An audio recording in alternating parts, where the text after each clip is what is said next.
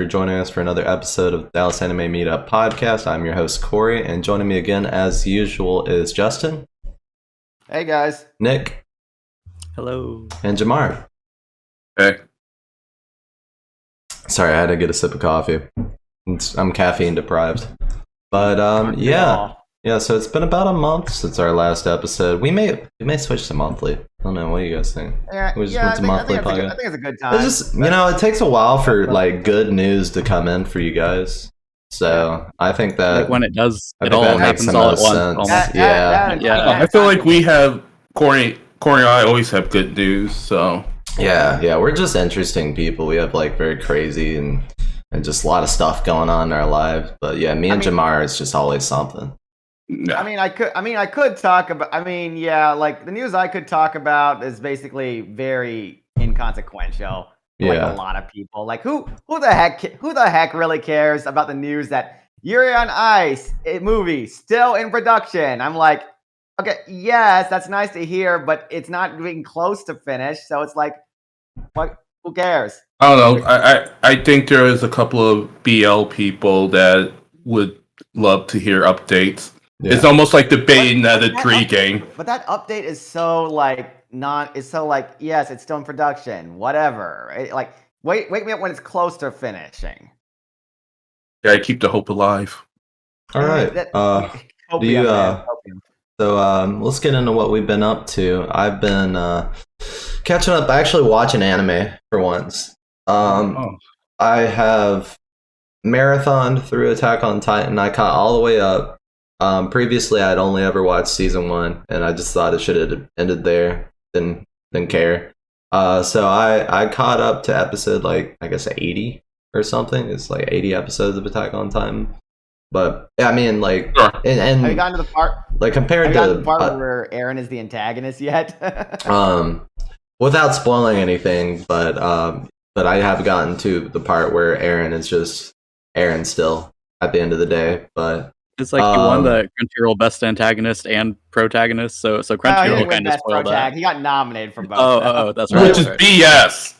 He did win Best Antagonist though. Yeah. But he was always an antagonist in my heart. By that point, like where we're at, without spoiling anything, I feel the same as Aaron. Like by the beginning of season, I guess 4, the final season, me and Aaron are both like, man, this show just needs to end. Well, that's why we're on the final season. Yeah. But yeah, I've also caught up to Demon Slayer, and I'm on the Circus arc, so that's been I finished that. That ended last Sunday. Yeah, it ended last Sunday. Yes, Demon Slayer. It's overall.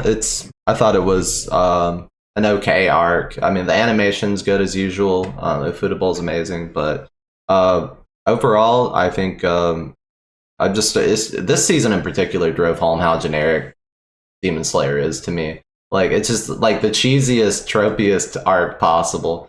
And I don't know if I'll watch another season. It just feels like I could miss it and not really, glean much from watching Demon Slayer anymore. But I feel like I just watch it for like the cutscenes and I just watch it for the animation quality. Even you just watch it for the orgasm faces when they're cutting that monster down. Yeah, pretty much. But outside of that, I've been going through the Overlord light novels.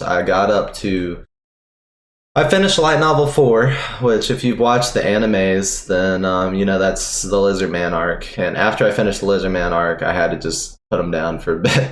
I was like, oh man, got through that. Not surprisingly, the Lizard Man arc is not even interesting to read either. It wasn't interesting in the anime. It's not interesting to read either. But and then I've been playing Lost Ark. Non-stop since launch, pretty much. It's without just going too far into it, it's a really fun game. For Korean MMO standards, it's definitely like peak Korean MMO, which doesn't say much really now that I think about it. But it's published by Amazon, so they've definitely I think kind of like talked to the devs and they said, this is a Western audience. You're going to have to tone down the microtransactions. Everybody has a bad impression of what Korean MMOs really mean. If you're not into the MMO space, essentially, like, people are going to assume it's going to be a pay-to-win system, huge cash shop, and the game can be sometimes virtually unplayable without going to the cash shop here and there. And I'm not going to, like, sugarcoat it and say that the cash shop is non-existent or, like, is not very intrusive in the gameplay. Like, you can pay-to-win elements of Lost Ark, but it depends on your perspective. Like, you'll save time by pulling out the credit card, but it's like Genshin. It's not a big deal. You don't have to. You can definitely get to anything in the game without pulling out the credit card easily. Doesn't Final Fantasy 14 have something like that as well? You can pay to skip like sections of the story. I mean that's a good point. I mean, pretty much any MMO in today's age is going to have a skip mechanic. But it's not pay money. You pay money to not play the game. Yeah, well, essentially people like these days, they know their core audience are going to be people who do who have a day job, and they don't want to level their alt up all the way, 1 to 80 or 1 to however many levels again from get-go. So, I mean, yeah, there's going to be skip systems in place. And in Final Fantasy's case, I think they make most of their money off people who are either server hopping with friends on different servers or, buying those skips for that reason if they want to make an alt character. Or if, I guess there's people that exist that just want to play an MMO for the first time and skip right to the story that just came out. I don't understand that personally, but they apparently exist because I've seen the little saplings next to people that join my party at Endwalker, and I'm like, oh god, this is gonna be a shit show. But just one quick thing I would just say, I wouldn't consider Final Fantasy 14 pay to win because you're not getting an advantage. No. It's more like, do you want to go through the original story or do you want to get to the good stuff? Because you don't get any extra weapons or real buffs per se. The only thing gets a little gold to get you going, but like when you take the latest story out of the context of everything that's happened and you're just getting that, then at face value it's not as good as it could have been. Yeah, you're not getting the full experience. And I laugh how Amazon's like, don't make it pay to win when Amazon itself is pay to win with multiple subscriptions. Yeah, and they actually, what I thought was pretty cool is once you hit level 50, which is not cap, but it's pretty much like soft cap on levels in Lost Ark, you can get to 60, but it takes a lot longer. When you get to that and you get to a certain point in the main story, you get 2 power passes, which basically allow you to take 2 alt characters up to level 50 and where you are at the story. So you can do for free. So they're like, okay, you got this far, so you can take 2 more characters with you to that point. Oh, that's good. So that's all free. And there's actually with in-game currency, you can pay to get more of your alts up to level 50 in that part of the story. So you can just say they're basically just like, hey, we know you didn't like that part of the story. You don't have to do it ever again. So they had kind of the equivalent of a Final Fantasy Realm Reborn for the first 30 or 40 levels. That was a little slow to keep it lightly, but yeah. But that's all I'll talk about it. I just want to say it's been a really different Korean MMO experience. There's a lot of horizontal content and stuff that you can do outside of just doing like raids and leveling up and all that. Like in my favorite thing to do is just to sail around in the boat they give you. It reminds me of Wind Waker. There's like a million islands to go to, and they have their own stories there and stuff to do. But it's been a really unique MMO so far. But yeah, who wants to go next? Justin, what have you been up to? Well, it's mostly been watching stuff. I watched a lot of anime that from like 2021 in order to like post a summary of what I thought about 2021's anime. I watched like Kageki Shoujo. I watched Back Arrow. I didn't finish all of these, for the way. because I realized it was no point after a little while. Watched Blue Period. I've watched the Megalobox sequel and SSS Dynazenon. Those were actually pretty good. And yeah, I had my the only one left that I need to catch up on is Ranking of Kings, and technically 86 because that's not finished either. But I did catch up on 86 as well. I was like, okay, that's and current anime I'm watching. Obviously, I mean, who isn't watching this at this point is My Dress Up Darling, because what else are you gonna watch? Because and everyone sims for Marin. Everyone loves her. I saw cosplay of her at WeebCon. I saw merch of her at WeebCon, which is apparently easy to do because Marin's design is pretty easy to do. It's just a blonde wig in that school uniform, and you're pretty much golden. And yeah, yeah, it's a nice show. Like, although it's tainted by the fact that I know this romance is not going to go anywhere. The manga's still ongoing. They're not going to do an anime original, like conclude anything. It's the most Marin is simping for the main character now, which is nice. That's really like, but that's really all that it is. That status quo is not going to change anytime soon. And right now, I'm just waiting for the show to get more into cosplay, because right now the stuff it says about cosplay is stuff that pretty much anyone who's done cosplay would know by now. So I'm kind of waiting for it to go that direction, because there's no way, because this romance is not going to hold up the show by itself unless you're a shipper, which I know a lot of the fans are. But I need more than that. On top of that, I've been watching Peacemaker recently, and it's a good show. I don't love it as much as the HBO crowd does, because the story is pretty much just Peacemaker kills aliens and white supremacists. But it's a good show. Like Peacemaker's development. I like the cast. I like the jokes. It's putting enough in it to not make it be just another forgettable cape show.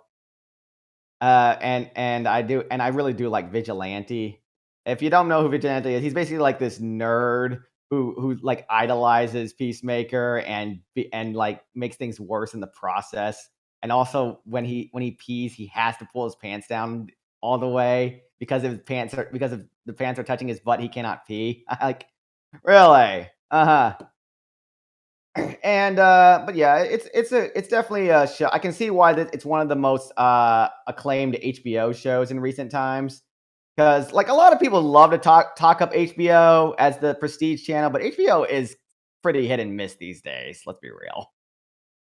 And would you say that Peacemaker is like inspired from Invincible from last year or a couple of years back? Is it? Or it's just like the general sort of tones. I'm not seeing that, because Invincible, the main protagonist was an underdog, and Invincible had Omni-Man. In this one, the father figure is an Aryan white supremacist. Oh, yeah, a little bit different. And the main character is a veteran. So yeah. And let's see. And the final thing I watched and recently finished was the Cuphead show. I'm just kidding. It's not the Cuphead show. I just watched one episode of that. Didn't think it was funny, and like, it's basically background noise, because of course Cuphead show is. But the other show I finished was The Adventures of Vox Machina. Kind of recommended for people who are into want to see Dungeons and Dragons as a cartoon, because it's a decent fantasy show, but it comes with some caveats. Like, for one thing, it has that critical role problem in that no one is going to die, because then the voice actor will not be able to participate in the campaign, and they're not going to do that. Okay, that's like one of the biggest criticisms of critical roles campaigns, is that they can't make their characters die, because then Sam Riegel will never be able to like. That's why. For a long time. Well, I've never watched Critical Role more than like a couple minutes, but the way they do Harmon Quest, which is similar to Vox Machina, really. It's like a Pathfinder variant, and they have a guest voice actor that's either gonna die or get wrote off in some way every episode. Yeah. Oh, that's lame. So like it's like, we have our guest voice, or we have our guest actor from this show, from X show coming, and then they'll participate in the campaign and join their party, and they become from a party of 3 to party of 4, and then that character is going to die or like get wrote off in some way. So it's unique in each way they do it. It got a little comical how the supporting characters get killed in one hit by the big bad guys, but when it came to the main characters, there were always some weak-ass justifications for why they're the one surviving that. Basically, yeah. Yeah, so that's I mean I knew that was coming with Vox Machina, but it's still noticeable. And the other thing is that for some reason Vox Machina's voice acting is just okay. Like it's funny because they're all voice actors that pretty much play. Right?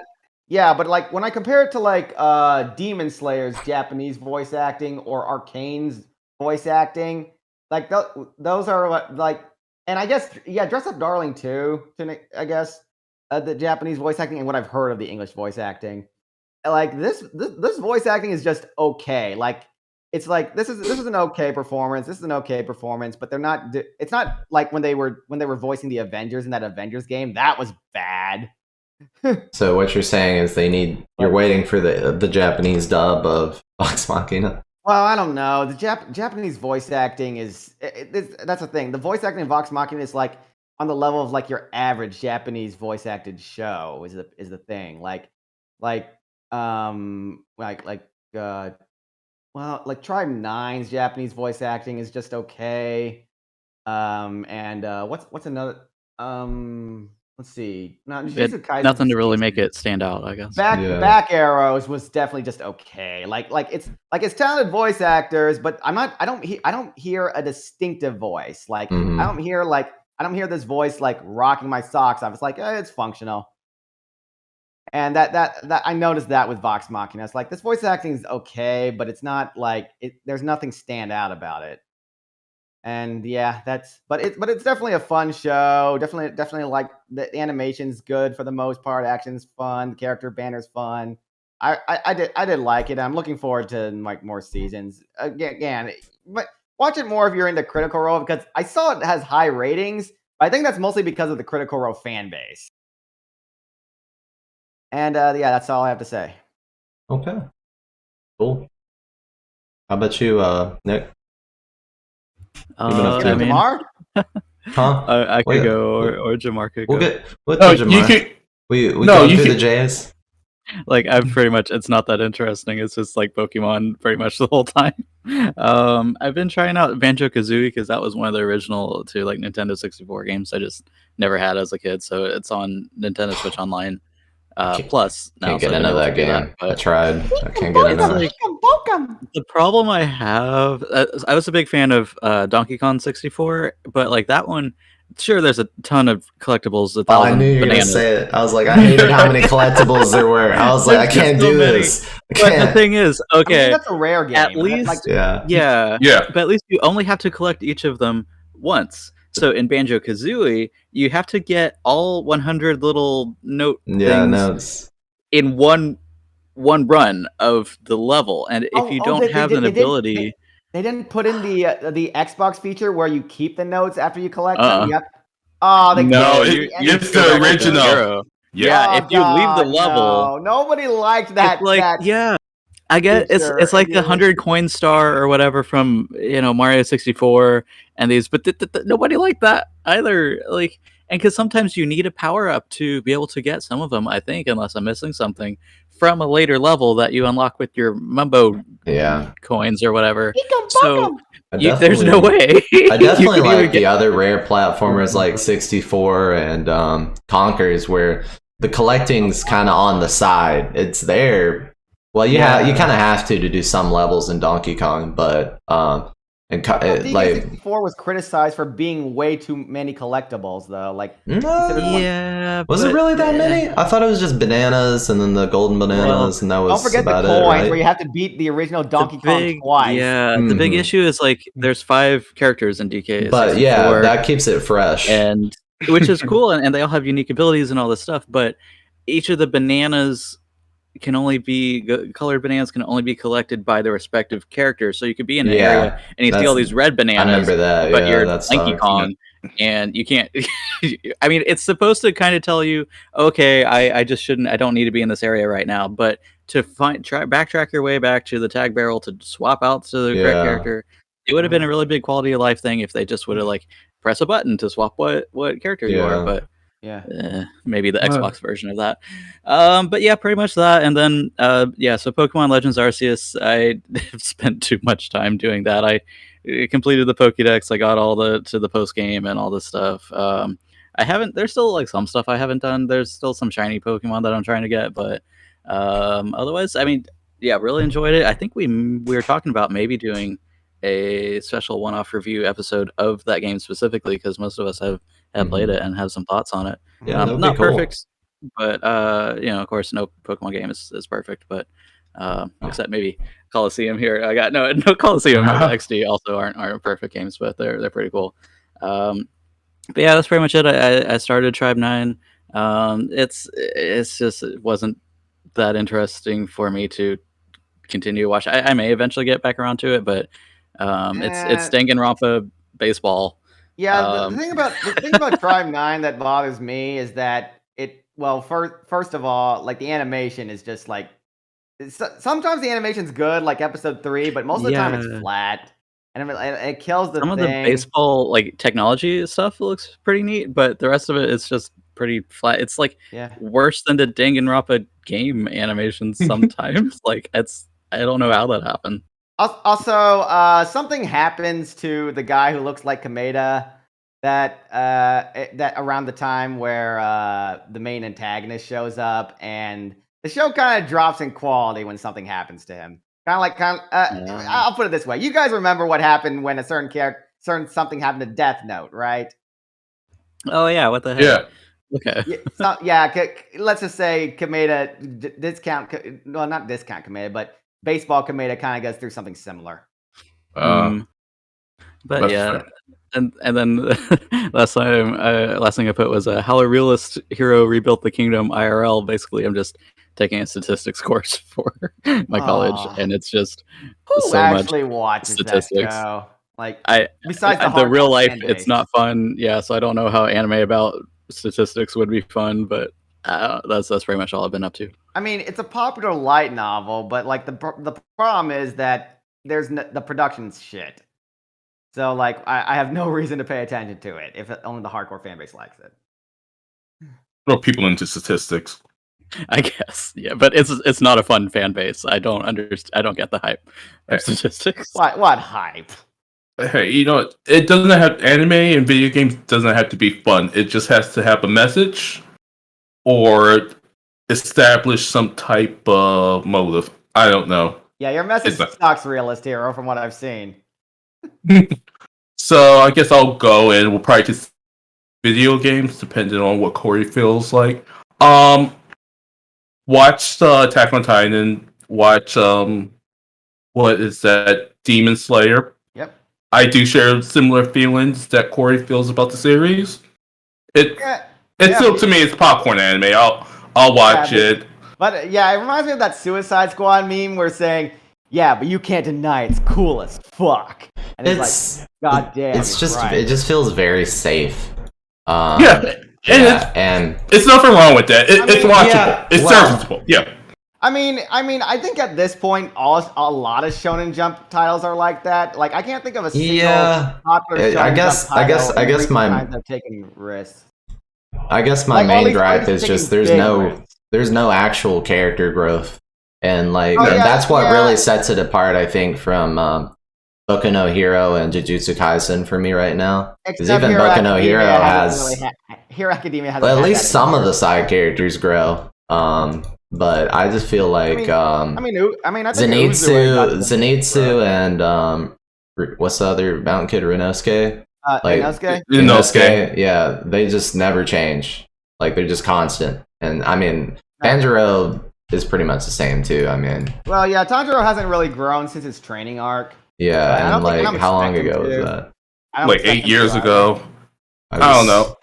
I expect more in my popcorn anime. I expect a little butter on it. Yeah. You know, but a little seasoning. But you know, I mean, Uzo is cool. Like everyone was simping for that man when the muscle ninja, really? the loud ninja. I thought he was annoying. I hated that character. People really like the dude. They think he's a Chad. Oh, he's totally a Chad. It's his like buff his buff mice. Yeah. They need to somehow cross him over into Naruto because he fits into that universe so well. Yeah. I mean, I guess there's a reason that whenever they go to a new arc, it focuses on a different Hashira because they want to develop the Hashiras next. Yeah. Like last time was Rengoku, this time's Uzui. The next one's going to be the Misc Kid, the pink-haired girl, and the Misc Kid. Yeah. Yeah. And then, I think there's only like 2 or 3 more arcs in Demon Slayer. Yeah, because it's short for a Shonen Jump. So. Okay. Yeah. Oh. But I guess on the video game side front, been playing KOF, King of Fighters 15. Yeah, I beat the story mode for the first time in that, and the final boss kicked my ass so much. It's typical SNK like boss bullshit. Especially when you go to like the second form, I'm like, oh, I'm done. I have like a sliver of health, and it's like unblockable. I'm dead. I'm like, god damn it. Yeah. But no. For a modern fighting game, it's really good because I think the last main fighting games in general has been like 2016, 2017 with Street Fighter and Tekken. And playing KOF, it kind of makes them feel dated, which they kind of are. But no, they did a real good job on it. I think it's probably top 5 for me in King of Fighters series, and maybe top 10 in fighting games in general. And I want to play that with you sometime, Jamar. Because like get some you and Zach. I couldn't ask Zach because he's been busy these last few days, but sometime I'll play. I heard the net code's pretty good. Yeah, so I'm trying to figure out characters myself. Yeah, me too. Yeah, I've only played with like the character I've experienced the most success with is King, and King is badass. I tried. I know Angel's really good, but the problem with Angel's fucking hard as shit. Is that she's very technical. You have to be really good at fighting games to master her. But Go ahead. Sorry, how would you compare it to Guilty Gear Strive from last year, though? It's kind of different physics. Like, because King of Fighters, it's kind of hard. Its movement's a little more limited. Yeah. What do you think, Jamar, though? Too? I would actually take King of Fighters over Guilty Gear because one, it loads up a lot faster. Okay, well that's fair. Yeah. Fair enough. Yeah, but character variety, they keep with a lot of the tropes from the earlier games. There's like one thing King of Fighters does is they don't get super deep with every character because there's like 30 plus characters. So they'll have a limited move set, and from there you kind of have to make what you need to do there compared to Guilty Gear or Street Fighter where they have like this whole big chain of stuff, which could be kind of jarring. But back to what Justin was saying, was it Angel, her moveset, it's not just like you do a quarter circle or like a sweep. It's alright, you sweep, then you press a button, then you press the button, then you press the back button, then you press another button. Yeah. Like the combos are like ridiculous, and she's been like that since she came out like 15 years ago. Yeah, I had to look up Angel recently because all I knew about Angel was literally when I saw her in that roster, I was like, oh, who's this girl who's like dressed in a bikini and a jacket? And I'm like, so I decided, oh, let's play as her. And ironically, she's the only one I could kill the computer Rex with, because Rex kept throwing me every time the CPU loves throws. And Angel was the only one I could kill the motherfucker with, because every time King of Dinosaurs. Yeah, because every time I tried with King, she just gets countered and thrown every time. Yeah. By the way, I simp pretty much every character in King of Fighters. Like, I love every male and female in that game is hot. It's like, holy shit! They're all good looking, and they're like, and I've seen some of the YouTube clips of especially since some of the moves like Angel's big special attack is like beating someone up, then shoving their opponent in her cleavage, and then beating them up some more. It's like, or the schoolgirl who like shows her ass every other. She does the Frieza death beam. Yeah, Dina. And outside of KOF, I've been playing a lot of Pokemon, and I honestly think probably one of the best foot forward for the series. And no, super enjoyed it. I like not having to worry about there's a random trainer counter. It's just me chucking rocks and Pokeballs at wild animals. So, do we want to get into news right now? Yeah. Let's do it. Let's get in. Well, there's a lot of stuff that happened, but I'm just going to get through it pretty quickly for some miscellaneous news. Upcoming then this next month, too, there's a couple of events. So the North Texas Irish Festival's 40th festival is the March 4th through 6th. That looks like some pretty cool if you're into Irish music and celebrations, probably some drinking perhaps going on. And then also down in Mansfield, the St. Patty's Pickle Parade is going to be March 18th through the 19th. And that's always fun. That was kind of close to where I was going to high school and stuff. It's if you want to become the pickle queen, I think you can. There's just a lot of pickle themed things. And then so some of this other news is maybe not exactly what happened, but I don't know, just it feels like the Canadian trucker protests, so they're protesting the vaccine mandates, that they actually ended up defeating COVID because all the mask mandates are being lifted. The people at my work are not wearing masks. Maybe that's not great, but I think the states were at like a 70% at least vaccination immunity rate. So that's a good thing. I don't think it was actually the trucker protest that did that, but it got pretty spicy at times. The Trudeau invoked the Canadian Emergency Act, which you never hear of getting invoked. They're arresting all these protesters. They're blocking bridges and the transport and stuff. So that was crazy. Then the Olympics going on again. So the Winter Beijing Games 2022. They have a big focus on natural recyclables and green energy and stuff, but then it's also kind of the first Winter Olympics that none of the snow is natural snow. It's all artificially the chemical stuff man-made. Yeah. So it's interesting. There's been just a lot of controversies and stuff. Bad food, this allegations of the judges being paid off. This figure skating. Gosh, figure skating is a whole shenanigans. Lots of controversies. Oh God, my friend keeps sending me news articles. So basically the same. Every time in the article. Olympic shenanigans. It's that's the more controversial, than the actual world politics of Russia maybe invading Ukraine here coming up. World War III again. Yeah. Right. I don't know what it is with the start of every new year and the threat of going to World War III. 2020 literally started with World War III memes. Yeah. It didn't start with Kobe dying. It started with World War III memes. I hate it here. It's something international NATO.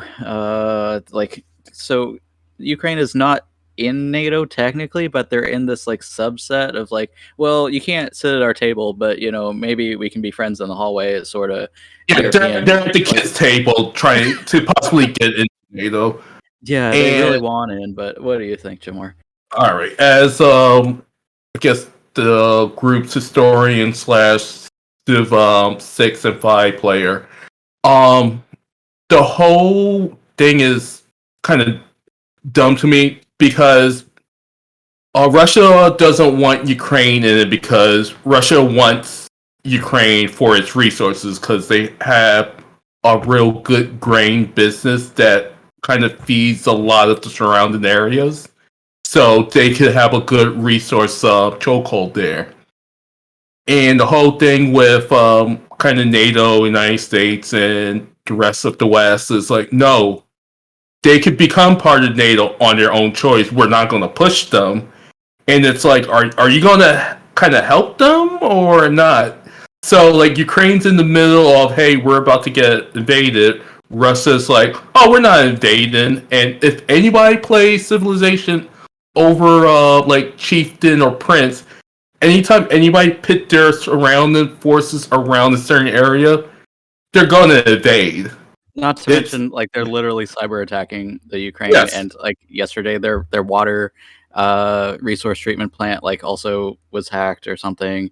They're shelling like kindergartens. The Russian separatist forces are, and they're like, oh no, it wasn't us. It was like Ukrainian, false flags, and it's like, oh my gosh, you guys just nobody is on, like, nobody really likes Putin, what he's doing, and they're like, there's going to be so many sanctions if you do this, but it's still like the sanctions really mean nothing for Russia because Russia supplies a lot of the energy for Europe. They aren't relying on Ukraine or Europe or anything.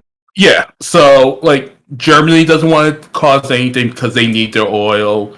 UK, France, and stuff. They're like, oh, we'll put those sanctions, and Putin's like, I don't care. It's not like China's going to be like in trade with Russia over that. They're going to be like, oh, well, all right, whatever. We're still making money off Russia. It's fine. Yeah. And then you get into the real thick of things. If we declare war or the West declares war, then you have possibly China to deal with because Russia and China are at good terms. Yeah, I mean... So it's a big mess that it's a weird, what do you call it? Standstill with... Yeah, standoff almost. Yeah. So who knows what that means, where it's going to go at this point. Like, at least our maybe like presidential like people, they're not like texting it like, oh, Russia or like Putin, you won't do it, like on Twitter, like perhaps the previous administration would, but I don't know that anyone really has the answer what's the best solution in this case. So I think honestly the best answer, if you could get out Ukraine. Oh, if you currently, like if you're in those zones, get out, go to Warsaw, go to Poland. It's going to be messy if anything happens. And to our viewers, I think we have 20 of them there. Please stay safe. Our hearts go out to you.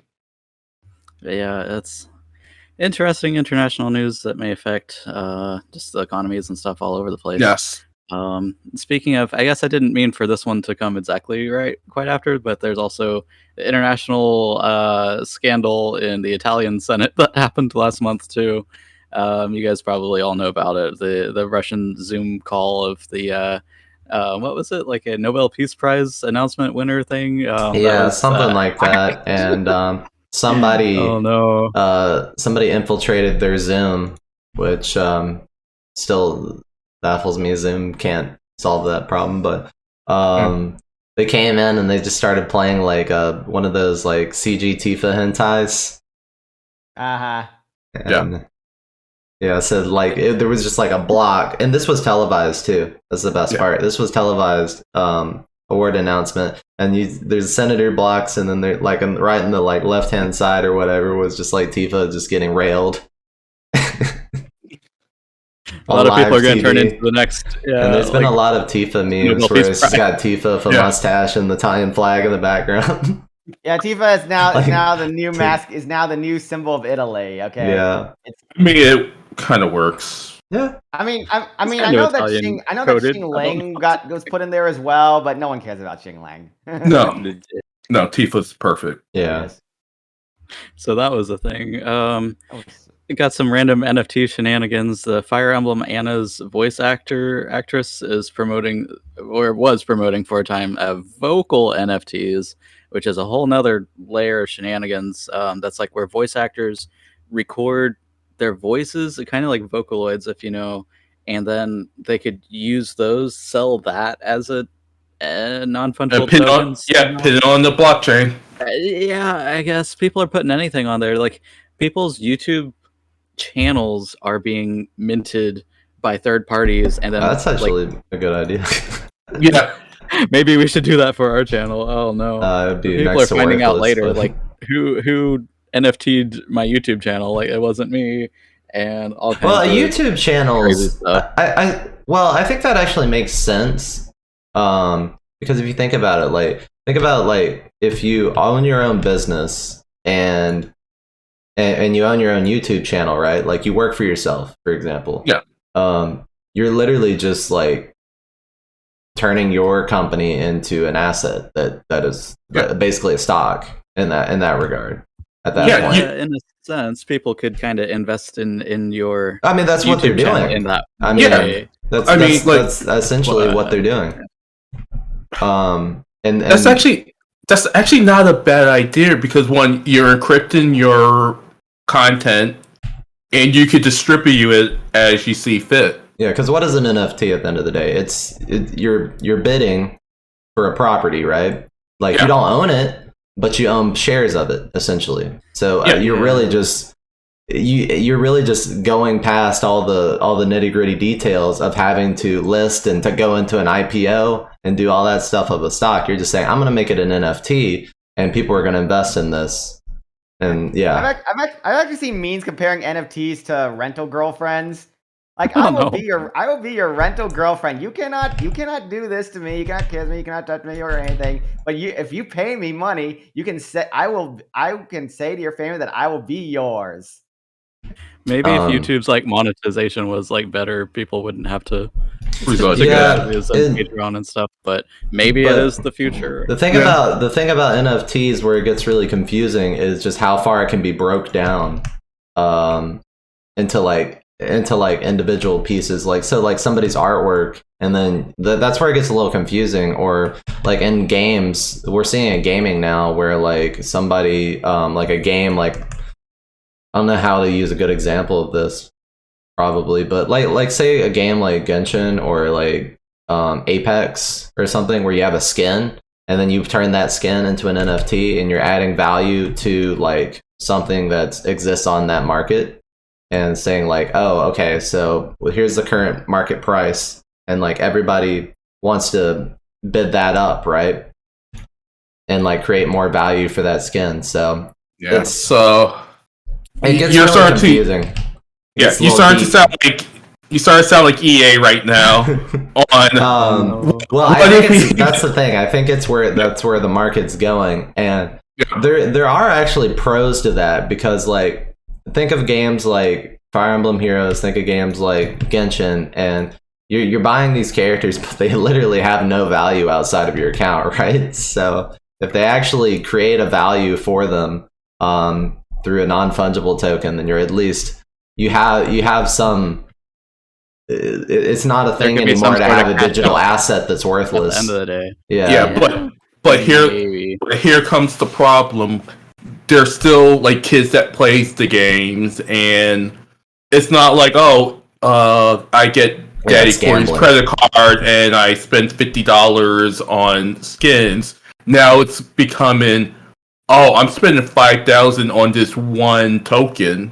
Mm-hmm. And how do you kind of control? See news articles. Father steals son's Apex account or Fortnite account. Sells all their weapons. Like maybe this will be the direction that the industry goes, but this is definitely the rocky adoption. I mean, it's gonna definitely cause enforcement of more like gambling laws of like what to define gacha games and stuff like that. But I just thought it's an interesting. I personally think it's an interesting concept or like paradigm shift even. All right, last thing on it. If I have a kid that I buy stuff for and they get into NFTs, who actually owns the property? You own your child, so. But technically, it was a gift. That is my dependent. I own all their assets. So that's going to be something in the future to try to figure out is who actually owns those when it becomes. How much are your dependents allowed to make? Oh no, well this was actually something I learned in statistics, almost kind of tangentially. There's a difference between household income and like family income, and one of them is like they're used in different metrics and stuff, but one is for like anyone under the age of 15, their whatever income they get from a lemonade stand or whatever is like not necessarily factored into some tax stuff. But now, like maybe people hasn't, or the people making the tax codes and stuff haven't considered that potentially your 12-year-old playing Fortnite with his new gun skin. That's what I like to hear. Making $10,000. Because now those are actually legitimate assets.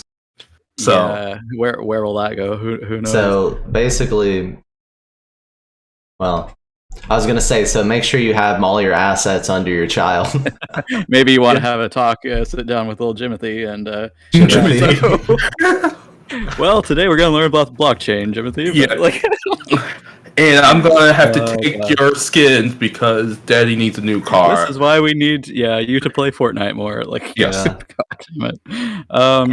It seems like there's maybe going to be a crypto land as well coming out. It looked to me like hopefully it's not. I guess like Firefest 2.0, because that didn't go well for anyone that went. But last I heard, they were trying to buy an island in Fiji to have crypto land there, but that fell through. But we'll see. It's crazy stuff. Facebook, Meta. Sorry, it's not Facebook anymore. Though we're kind of seeing the results of some of the announcements that they had with that. Their stock price is down by $10 billion, which I think is like some records low in any company in America. Yeah, that's like one of the biggest drops in history. Yeah, and I feel to me it's a combination of backlash from like their announcement of the metaverse and everything, and then also just like in general. What had happened was there was a kind of behind the scenes iOS update.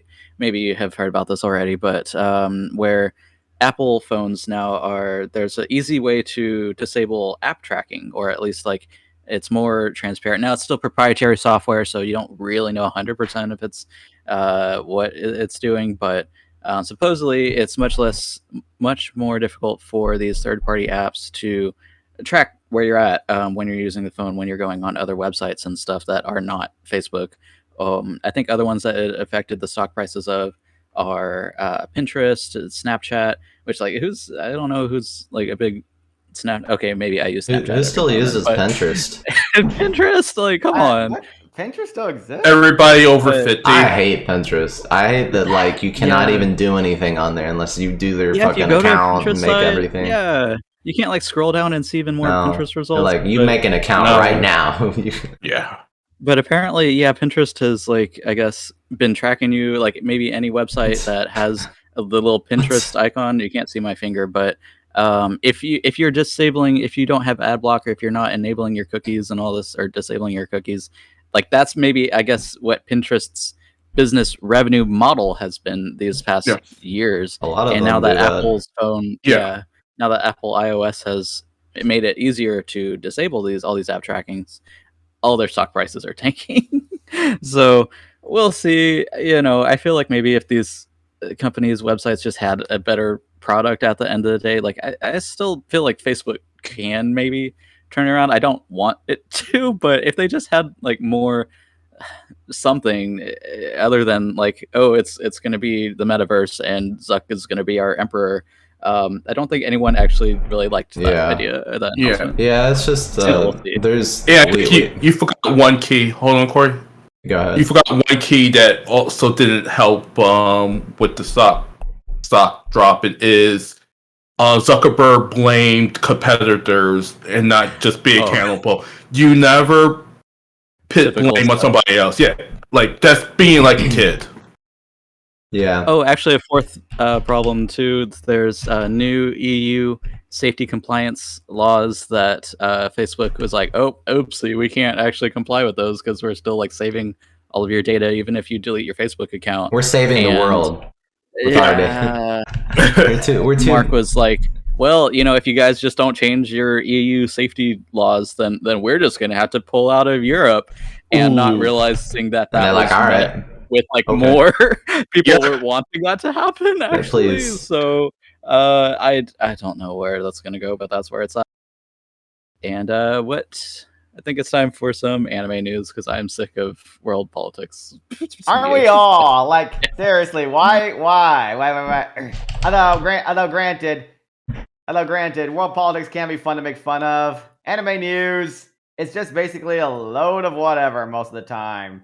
So I've heard that Crunchyroll's on Switch now, and I'm like, apparently that's a big deal for some people. I've like, I don't care. I've never used I don't use the Switch for anything but playing games. But Justin, super quick on that. That's super big because think of the install base on the Nintendo Switch. Mm-hmm. So that's a lot of people you can connect on with Crunchyroll on the Switch. I guess, but maybe with like I don't know Japan, how the app works. I don't know how the app functions on the Switch though. Is is the app good or is it? When has the Crunchyroll app ever been good? Yeah, that's a good point.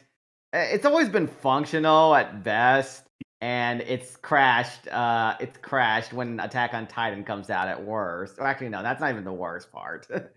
That's just one of the bad things. But yeah, Crunchyroll's on Switch now. I don't know who. I honestly, like I said, I don't know who uses the Switch for like YouTube or anything. Like, I know Netflix isn't on it because Nintendo's trying to get away from like making their console streaming platforms now.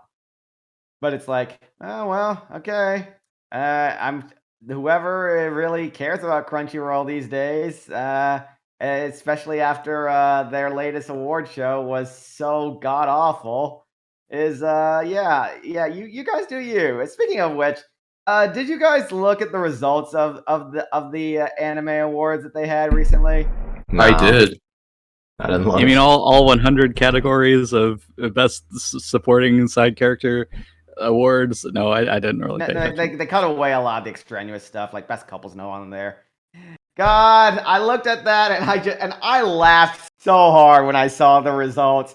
Like, poor Jobless Reincarnation, one of the most ambitious isekai in recent memory, and it loses to that fucking awful season 2 of Slime. It was a good season. What season of Slime did you watch? I saw that. I saw season 2. It was garbage. It was better than first season. It was not. It totally was. First season, like the whole second half was shit. Yeah, it was. But the second half, in particular, season 2 was such garbage. Oh, that's fine. I haven't seen either. It's like if you came back, you knew what you were getting. And they delivered on what you knew you were getting. Yes, like lots of talking about. Hey, let's talk about. If you can suffer, well, not really suffer, but if you don't mind isekai politics, then that's literally like the first half. I do when the isekai politics are literally just expositioning of what you're going to do.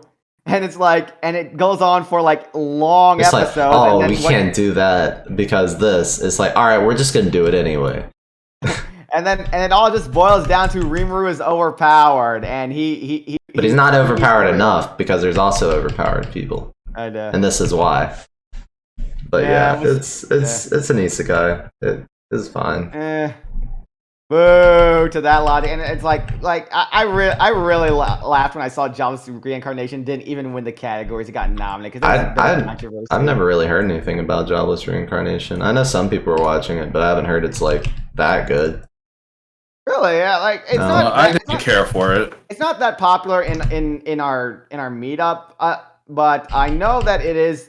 I know that, granted, it's also an anime fan, like all isekai that aren't Sword Art Online. Only the anime fandom cares about it.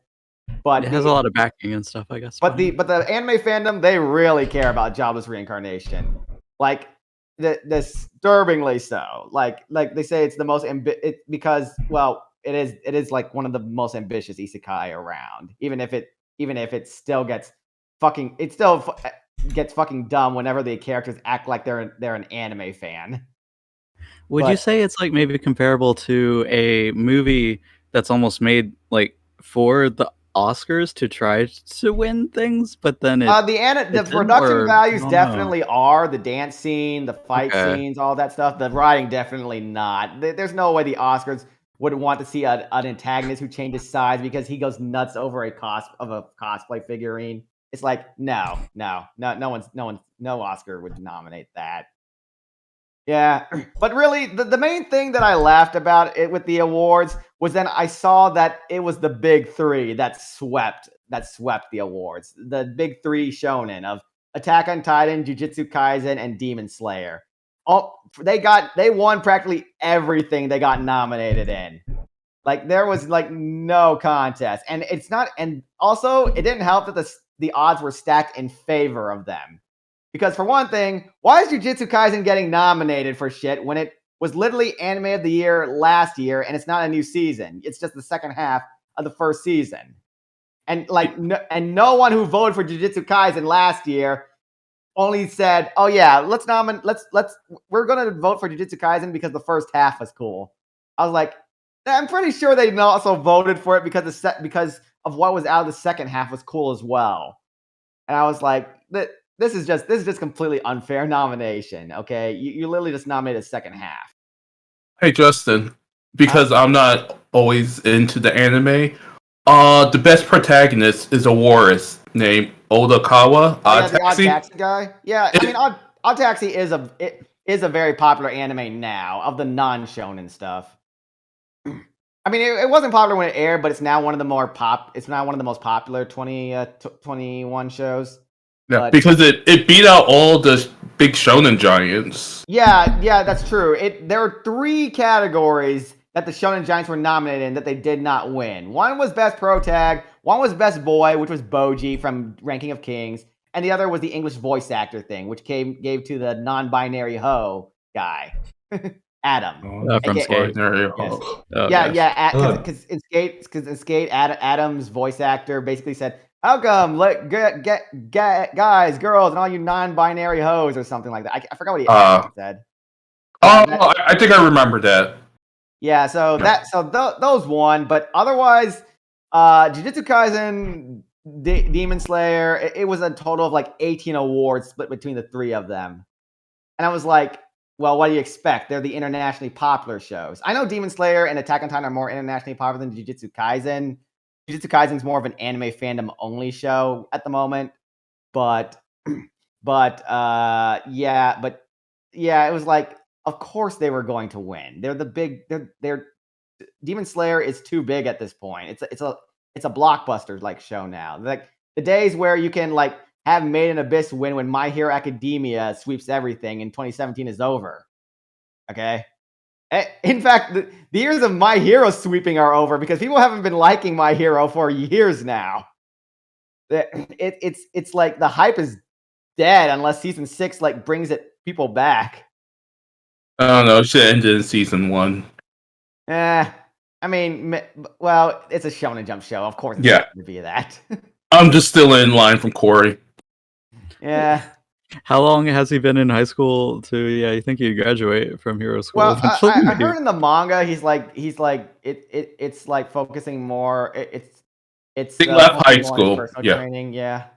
But we're just talking about the anime, and right now I've noticed that My Hero is having a really hard time growing its fan base now. It's like kind of like a YouTuber who gets like over 1 million subs, but then he's not getting that many subs afterwards. Like fan base will still watch him, but the hardcore fans still watch him, but they're not getting new subscribers. Well, you gotta think about it. The formula of My Hero hasn't changed as far as arcs and stuff. It's been kind of mediocre to say at least, because I dropped off like season 3 because it didn't feel any different from any other like Shonen Jump to me. Yeah, like it had like a good presence as we're doing like Western heroes, and I'm like like the X-Men and because the Avengers hype was pretty high back then. Yeah. And now it's just they're just dragging it on. And that's the problem with My Hero, why it's not going to sweep at the awards again anytime soon, because nothing big has happened in the past few years. Like that's why its fan base isn't growing. Like Demon Slayer's fan base is growing exponentially. Like that to the point where it'll pretty much just sweep everything right now. And Attack on Titan is a similar way right now. After it hit season 3 or the end of season 3, I think. That was when it catapulted into blockbuster status, because like our television like highly votes up Attack on Titan, Demon Slayer stuff, and they usually focus on HBO or FX shows. But if a Demon Slayer or a Attack on Titan announcements on there, they'll highly upvote that too. Not so much Jujutsu Kaisen, because like I said, Jujutsu Kaisen's still growing. So we'll have to see when the newest season pops up when they'll grow. And speaking of new seasons, yeah, Jujutsu Kaisen it's taking a break from the 2020 the next Crunchyroll Awards, thank God, to be in the one afterwards, because it's now got an air date for 2023, and apparently people tell me the Shibuya arc is going to be comparable to Hunter x Hunter's Chimera Ant arc, and I'm like, that's a big challenge right there. That's a big shoe, because even I had feelings when that ended. Yeah, I'm hoping that this new Jujutsu Kaisen season is as big as it lives up to this hype, because my biggest problem with Jujutsu Kaisen season 1 is that it just felt like it was still in the prologue state a lot of the time, just introducing these new characters and giving them the backstories and a lot of predictable storytelling. I really did not like the second arc, the one about the bully victim and what happened to him, because I knew right away. I think I told you this before, but I knew right away he was going to die, because that's what all bully victims are like when they get superpowers. They die. And the final fight was cool though, because they introduced one of the main villains, so he's cool. But yeah, it just feels like Jujutsu Kaisen was in prequel mode, and I was like, I'm hoping when Shibuya arc comes, that's when we get into the good stuff. And I wouldn't mind if Jujutsu Kaisen gets internationally popular too. We could use more internationally popular shonen besides Demon Slayer and Attack on Titan. So and speaking of which, Demon Slayer, of course, will be coming back, because of course it will. It's going to be focusing on the Misc guy and the pink hair girl, and we'll be and ever so closer to that. I think this is I think Demon Slayer has 3 more arcs. This arc, another arc that's a little shorter, and then the final arc. So yeah, looking forward and with the hype as big as it is right now, I'm looking forward to. I don't know when it's going to come out, but I expect Crunchyroll is going to need to instill some new rules in order to prevent the shonen from sweeping again. Because if you guys have seen the shonen lineup this year alone, it doesn't look like they're going to do a good job preventing shonen from winning. We got Spy Family next season. We have Hell's Paradise, Jigoroku, whenever that comes up. And of course, everyone's big anticipated shonen, Chainsaw Man. The shonen that is so hyped that we get cosplay and merch of it in droves before it even airs. I've been hearing news about that for years almost, it feels like. Yeah. Yeah, but it was only when the trailer popped up that I started seeing all the Denji cosplay, because there was so much Denji cosplay at conventions. You know that you see that Chainsaw Man, and you see Makima a lot too, and the little orange doll. Not the other characters, obviously, but I'm sure that will change sometime. But yeah, I expect Chainsaw Man whenever I heard it's going to be released at the end of this year. I expect that to be the one that Crunchyroll is going to be like, oh shit, we're going to have to figure out how to limit this, because yeah, their awards this year, garbage, but a garbage that I found kind of endearing, because it's like, because I never liked the awards, so the only thing I can look forward to with the awards is seeing how much worse they can get, and posting not having any ceremony, posting a half-assed YouTube video that makes YouTube Rewind look inspired over just listing a few winners is yeah, this is the peak of bad. You have made one of the worst award ceremony ever. And I really like the justifications people make for the award ceremony. It's like, well, we just want something akin to the Game Awards or the Oscars, and this is the closest we've got. And I'm like, but it's so much worse than them. And it's so much worse than those awards, which get criticized already, for not being good. Why should I settle for an inferior product of this? I think it's like, yeah, those have so many like monetary backing and all these celebrities and stuff, and it's just hard to get that same level of prestige for like other media. It seems like the only thing that I really see yeah. prestige in is when the creators or the voice actors say, thank you for the award. Thank you for That the is non-existent nice. Yeah. thank you for the Even if it's non-existent nothing. physical award. Because they don't actually give them anything. They just yeah, you won this. Congratulations. It's like, okay, that's nice, but you know, I've yet to see anyone in the anime industry who's like as big as like charismatic as Joseph Ferris, the guy who said "fuck the Oscars" when his game won Game of the Year last year, and told everyone to get kids. Like, was that the It Takes Two guy? Yes, of course it is. Yeah. Oh man. Yes. Like that's like his thing. It's just after what was that first game they did? The Brothers Tales of Two Soul was their first game, and then after that was the. Then there was the when they tried to get when he because he became a meme after A Way Out, and he just came up there and stole the mic and just like drunkenly yelled in the microphone. Yeah, Joseph Ferris is right up there with Hideo Kojima as Jeff Keighley's personal friend, who will always invite to the Game Awards. Mm-hmm. But, yeah, and for good reason, because Joseph Ferris is a funny dude. Like, that's the thing. Crunchyroll Awards doesn't really have anybody like that, from what I've seen. Like, I've yet to see an industry professional who's as who's as funny as that dude. Mm-hmm. Well, since we're on games already, should we switch over to video game news? That's pretty much all we got. Like, just shonen news, because everything else is like, I'm sorry if you guys were expecting us to talk more about the Year-End Ice movie, but no. Nothing. It's still in production. That's all you need to know. It's on ice. Out eventually. Just wait your turn. You know. Yeah. Okay. So Elden Ring. If you're watching this, if I get this out this weekend, then it comes out next week, and I don't think anybody's ready.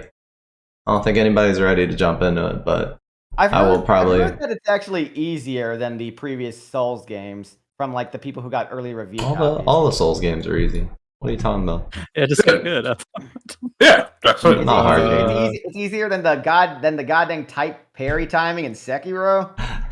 That took me 4 hours, but then once I mastered it, easy. Yeah. Easy. But yeah, so Elden Ring comes out next week. Unfortunately, Horizon actually just came out as well. I say unfortunately because I don't have time to play that either. But it came out yesterday.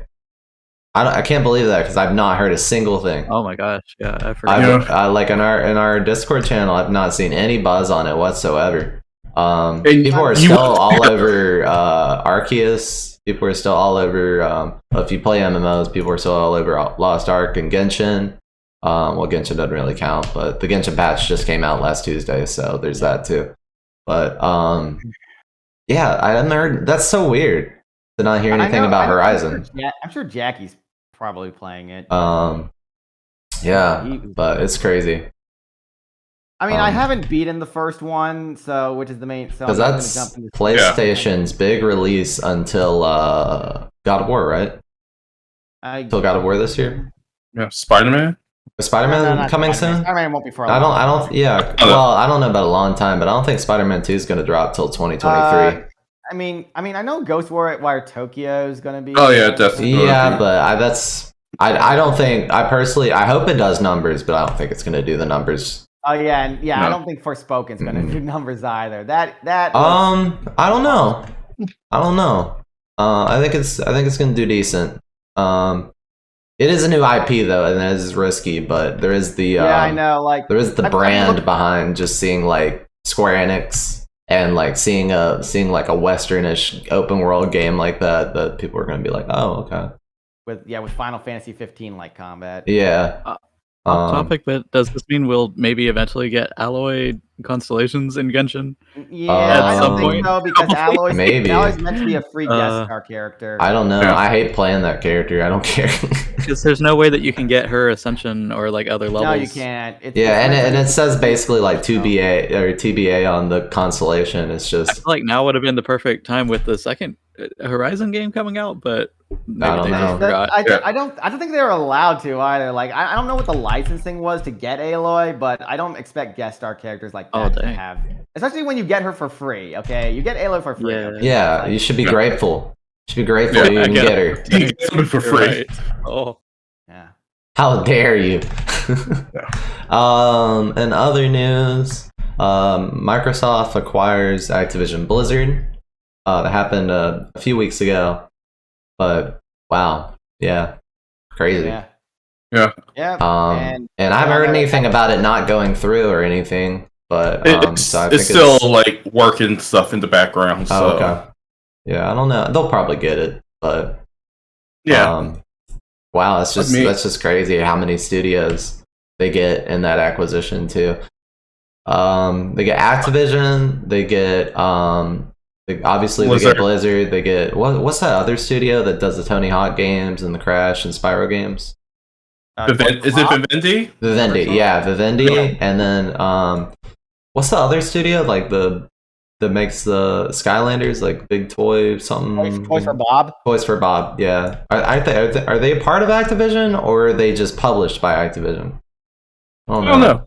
But they might be in that. Crush. They might be in that acquisition. No, actually, the Candy Crush people are like separate, right? King or whatever they're called. I'm looking like they got Candy Crush. Yeah. Oh shit! Oh wow, yeah. That's a lot of revenue. Holy shit! Yeah, StarCraft and Call is that still a lot of revenue? Oh, I mean, yeah. If anyone's moms is still playing Candy Crush, when there's Wordle to be played. No, Cookie Run Kingdom is apparently. Yeah. Well, that's next. That's next. No, they can't afford that. I was gonna say, Wordle's next on the Xbox acquisition list. It's like Xbox acquires New York Times. Microsoft. Yeah. Oh my god. I mean, that would be a cheap one, honestly. We're just gonna have them write our own. We're gonna write our own game reviews. Fuck that. Yes. Fuck like those Kotaku articles. Yeah. Have our own newspaper. 5 out of 10, and just site crashes. Yeah. I wonder if there's something against that, just like a gaming studio or like a gaming publisher just buying out media outlets and just saying, okay, you're gonna write good reviews. In the video game journalism industry, no, that's not possible. Yeah. No. God forbid. Outside of that, maybe in response, Sony acquired Bungie. I doubt it. It was probably like well in progress prior to this. But Bungie was acquired by Sony like 2-3 weeks after, which was a bit bizarre how close those acquisitions were. I think they were thinking about it, and a lot of the paperwork was already together, but it kind of caused them to kind of rush the decision. I think it was ready and planned, but I feel like this wasn't the real acquisition Sony's doing. Yeah, I think there's going to be something towards the E3 timeframe, even though they don't actually do E3 anymore, but they do events around that same time frame. I think it's going to be a Japanese studio that's going to be the next acquisition. Because I feel like Bungie's like that weird rebound girl. Because remember, Microsoft owned them, and then they wanted to go independent, and Activision had them, and then they kind of split away from there. So I think, the reason I think it was in the works, but they weren't 100% planned to do it yet, was because the way Sony does their acquisitions that we've always seen is it's always been a studio that's done work with them exclusively for a couple of years, and then they've built a relationship with them, and then they pick them up. We saw it with the studio that did Returnal. They did like a few games for Sony before that. We saw it with what was that one studio? The Until Dawn studio did it. I think they picked them up. And there's been a few. Some of their names escape me right now, but I know it's part of the Dark Pictures anthology thing, but I don't. I know Bandai Namco is helping them with it though. But yeah, so I don't know. I didn't really. It felt, and it feels weird though, like because Bungie's never really. The last time Bungie really did work with PlayStation was when Destiny 1 came out. They had that exclusivity for an early access for Destiny 1 on PlayStation. and the console. But so technically, it does fall into the kind of prerequisites for Sony. Yeah. Has to be a studio that works with them. But at the same time, the funny thing is Activision owned Destiny 1. So Bungie completely owns Destiny 2, but Activision owned Destiny 1.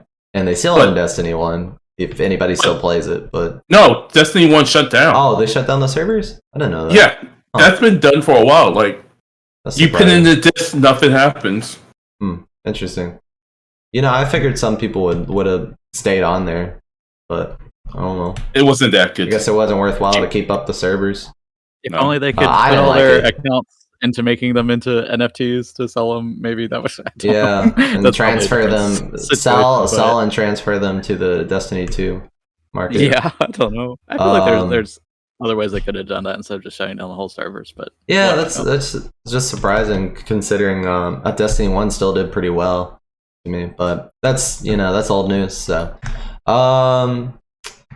yeah, like as for who Sony might actually be acquiring for that rumor, I don't know. I would say Capcom. If anybody, I would say Capcom. It's a bit of a big pickup, but I think it would be Capcom. I don't know. Capcom has that Monster Hunter money, and since World did gangbusters from them, Capcom's been going back to almost to their Capcom status back in the early 90s. Because we know they don't have the money for Square Enix, but and they might not have Sony, money for Capcom either. But I mean, technically, Sony, if we think of the whole corporation, not just the PlayStation division, yeah, they might. They could for the Square Enix. And in terms of Japanese companies, that's probably the one they have the highest relationship with. Yeah, and I would say if I was Sony, I would say Square Enix would be a significant acquisition to make, because there's been a handful of Capcom exclusives for Sony too over the years. There's been Monster Hunter was exclusive for a while, wasn't it? World? I don't remember. Well, no, I don't think it was. No, it was on they did get the RE7 VR, which was only and still is only on PSVR, which is such bullshit. I mean, they can make so much money off that. But whatever. Dragon's Dogma was exclusive for a while for PlayStation consoles, like forever ago. But yeah, that should be coming back soon. I hope so. Jeez, I'm ready. I'm ready for a new Dragon's Dogma. It was such a fun game, but it just at the same time it was so experimental that I think they could improve on so much with the second game. But that's another point. What else is... You said... Mm-hmm. But let's try to do our kind of like round robin. What studios Sony should purchase? I'm saying Square Enix. You were saying Capcom. I'll say Capcom, yeah. But I mean, in all likelihood, it would point to Square Enix. But I'm gonna say Capcom to be contrary. Nick, what do you think? I'm looking at it. I don't know. I probably have some ideas, but I can't think at the moment. I'm not really a big fan of Sony buying the companies that make the anime games, because they have not been treating... What anime games does Capcom make? Yeah, that's mostly Bandai. Bandai Namco makes pretty much all the anime RPGs. And I guess you could call Square Enix the anime game, but at the same time, I feel like they're their own thing. Like those are Final Fantasy games. Those are anime games. Bandai Namco is also like the Warrior series games, though. They don't look like anime games, but they're clearly like Japanese. But when I think anime games, I think of like heavy cell shading or heavy like Tails. Yeah, Tails and Scarlet Nexus. I think Bandai Namco. Basically, I think Bandai Namco. Yeah, I guess so. But it's like there's FromSoft. I don't know, because I don't know if I want to look.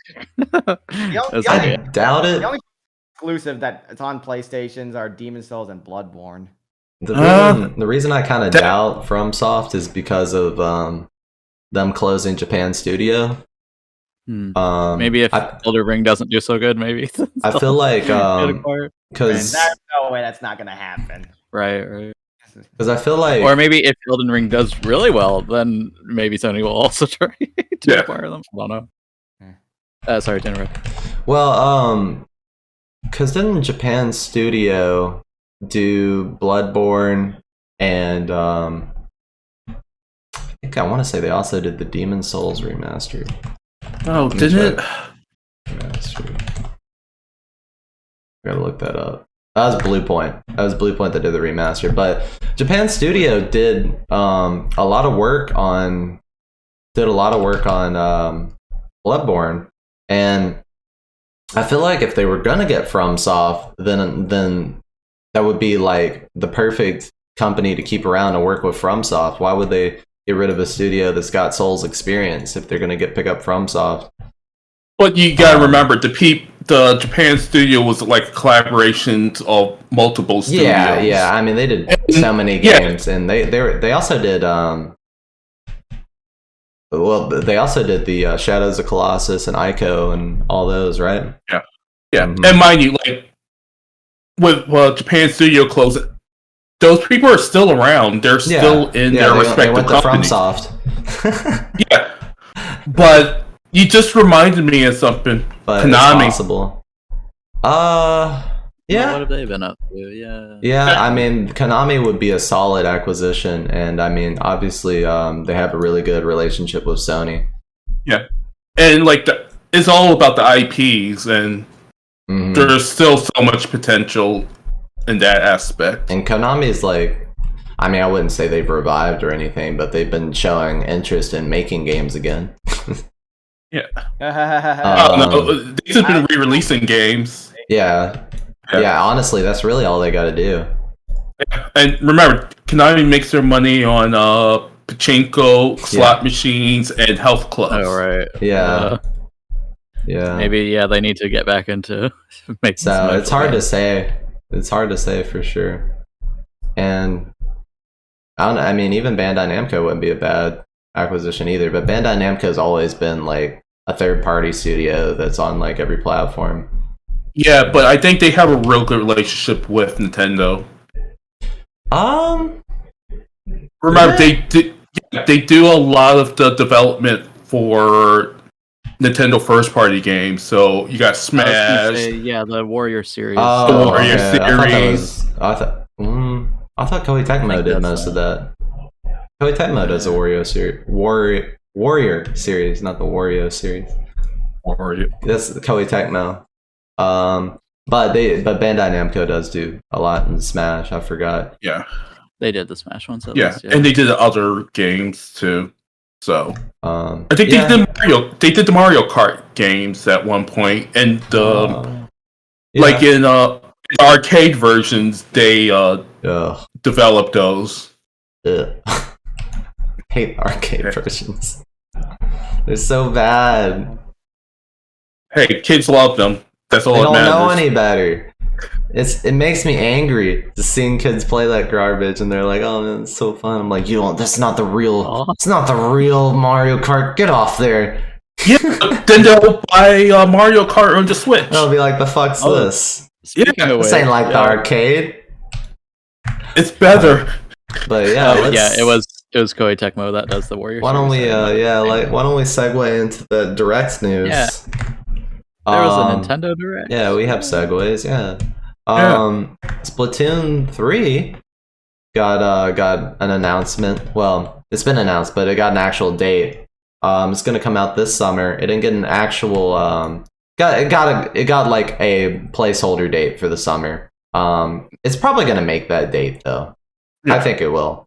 Because they've been working on it for a long time, and during COVID, so and COVID been getting better, so I think it's gonna hit summer. And if it's anything like Splatoon 2, they may end up like drip feeding a lot of the weapons and stuff and stages like over the next couple of years. It's not like a games as a service game, but it's kind of close to it, at least as how Splatoon 2 felt they do the routine service packs and stuff like that. The Octo expansion DLC for Splatoon 2 that I kind of feel like really completed that game, but who knows what's going to happen with Splatoon 3.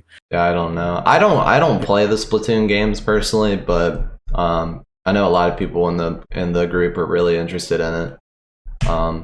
I just can't get into it because I don't see myself continuing to play a game I can't beat, I guess, like online, and I'm just not big on consistency with those matchmaking shooter games. And if there's a single player aspect of it, which there is, a small portion of Splatoon is single player, but I don't know if it'd be worth the purchase for me. Yeah, it's not. Like that much. Players in either the Splatoon games. It's not like buying a Halo game and then like playing the campaign. You still get your money out of the campaign, and the matchmaking's still there. But Splatoon, it's the multiplayer is at the forefront. I mean that's the selling point off it. Yeah. So for me, it's like I wouldn't get my money out of it, but yeah, I mean, it looks fun though. I always love the aesthetics and the soundtrack. The soundtrack's always awesome. The character designs are so cool, and yeah. But other than that, there was also Xenoblade Chronicles 3 was announced.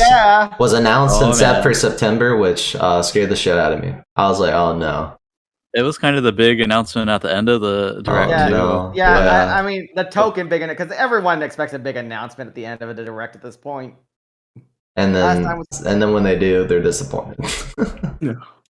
Bayonetta 3, you look tight, in my opinion. Splatoon 3, not so much.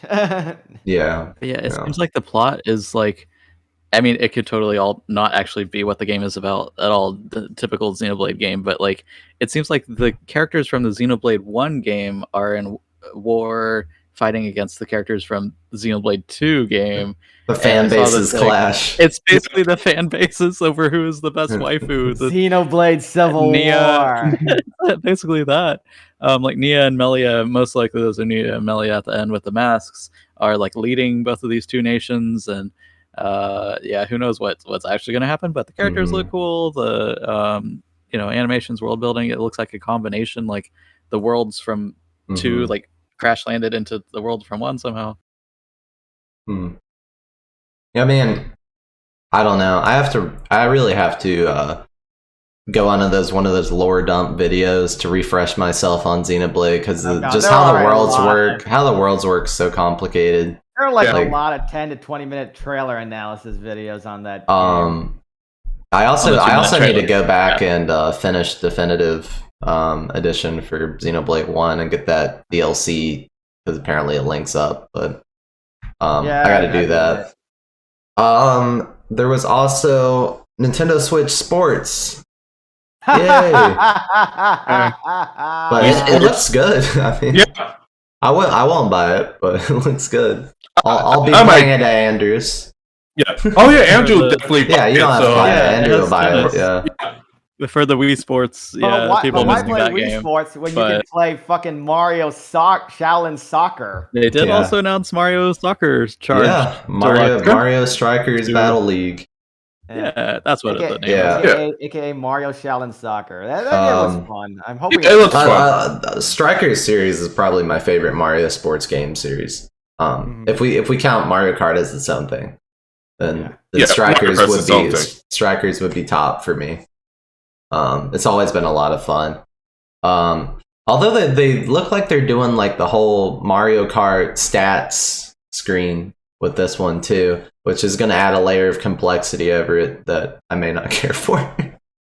For all the characters. Yeah, like no, they always had those, didn't they?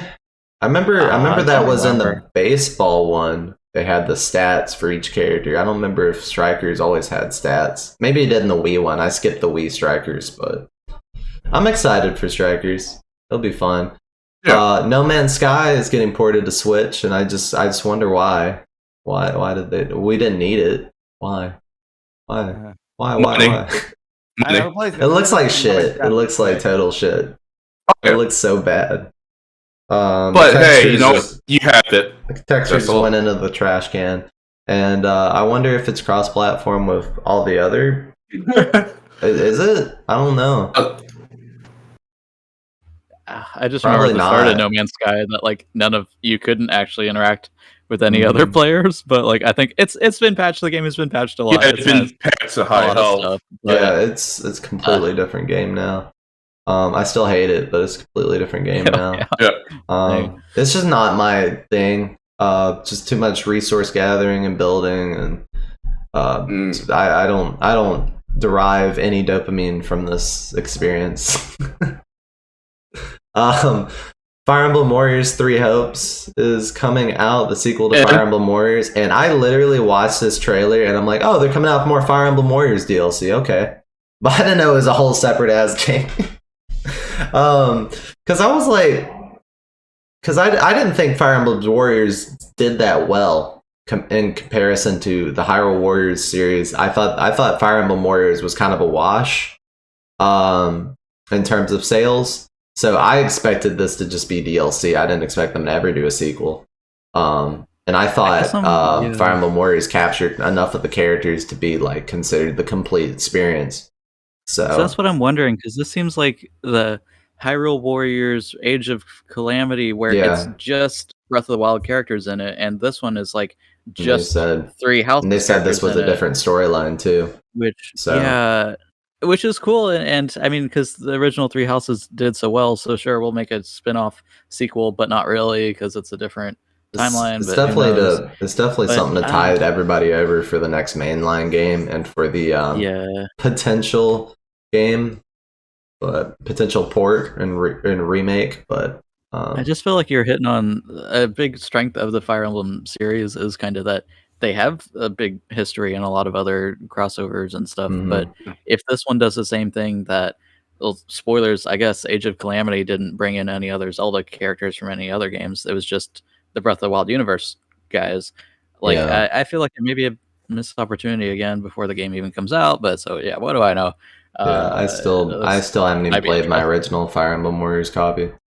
I played like it at 10 minutes of it. I played it at a friend's house. And I remember getting aggravated that if you don't make it to a unit that's deployed as a support, like in that mission, if you have somebody like supporting you in the mission, one of the NPCs, if you don't make it to them in time and they die forever on Classic. And I'm like, they haven't even given me control of that unit yet, and it died on its own, and it dies forever in Classic. I'm like, what? I can't play this in classic mode. This is so stupid. I have to like haul ass to the other side of the map to save like Crom's life from just getting ended entirely for the rest of the campaign or something. But so I pulled up the sales records from Warriors for the Switch. As of 2018, it sold 1 million copies. That's solid. I mean, I would say they broke even or close or a little bit more.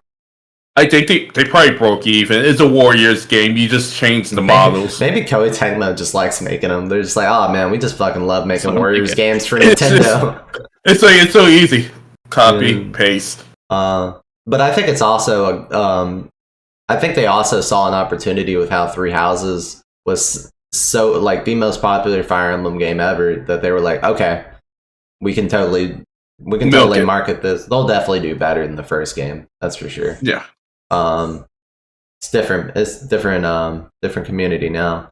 Advance Wars got some more gameplay videos and a reminder that it releases on April 8th is basically what it was. But I mean, it looks good. The artwork, solid. I really like I really like what they did to the game. It looks nice. I'm gonna play it probably.